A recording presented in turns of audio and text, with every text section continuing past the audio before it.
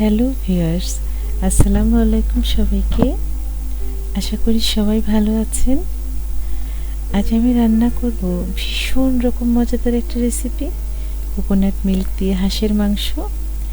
এই জন্য আমি একটা হাঁস নিয়ে নিয়েছি, 1.5 কেজির মতো মাংস হয়েছে।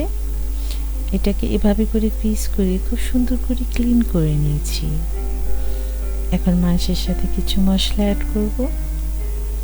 1/2 টেবিল চামচ রসুন বাটা, 1/2 টেবিল চামচ জিরে বাটা, 1/2 টেবিল চামচ আদা বাটা, 1/2 টেবিল চামচ ধনিয়ার গুঁড়া, 1 টেবিল চামচ শুকনো মরিচ গুঁড়ো, 1/2 টেবিল চামচ হলুদ গুঁড়ো।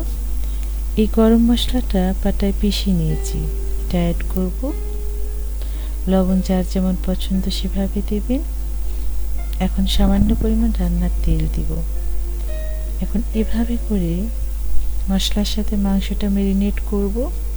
খুব সুন্দর করে ম্যারিনেট করা হয়ে এসেছে। এখন একটা ঢাকনা দিয়ে রেস্টে রেখে দেবো 20 মিনিটসের মতো। এখন চুলে একটা কড়াই দিয়ে দিব এবং এরকম 1 কাপ তেল দিয়ে দিব। আমি এই রান্নায় মাস্টার্ড অয়েল ইউজ করেছি। তেলটা গরম হয়ে এসেছে। এখন 2টো তেজপাতা দিয়ে দিব এবং কিছু গরম মশলা অ্যাড করব। সাদা এলাচ 6-7টা, 3টা কালো এলাচ, একটু দারুচিনি, 2টা লবঙ্গ। এভাবে করে মশলাটা ভেজে নিব।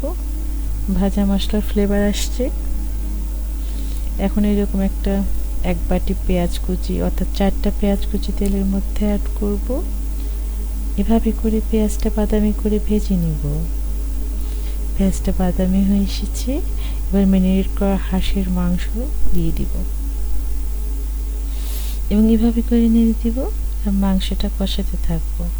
প্রয়োজন মতো অল্প অল্প করে গরম পানি অ্যাড করব এবং মাংসটা কষিয়ে নিব।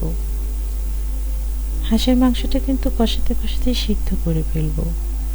এখন মাংসের মধ্যে 5-6টা কাঁচামরিচ ফালি দিয়ে দিব। এভাবে করে মাংসের সাথে মিশিয়ে দিব। মাংসটা সিদ্ধ হয়ে গিয়েছে, আমি চেক করে নিয়েছি। যেহেতু কোকোনাট মিল্ক দিয়ে রান্না, সেজন্য একটা কোকোনাট এভাবে কুড়িয়ে নিয়েছি এবং পাটায় পিষে মিল্ক বের করে নিয়েছি। আপনাদের ব্লেন্ডারে ব্লেন্ড করে নিতে পারেন, যার যেরকম পছন্দ। এখন হাঁসের মাংসে কোকোনাট মিল্ক অ্যাড করব।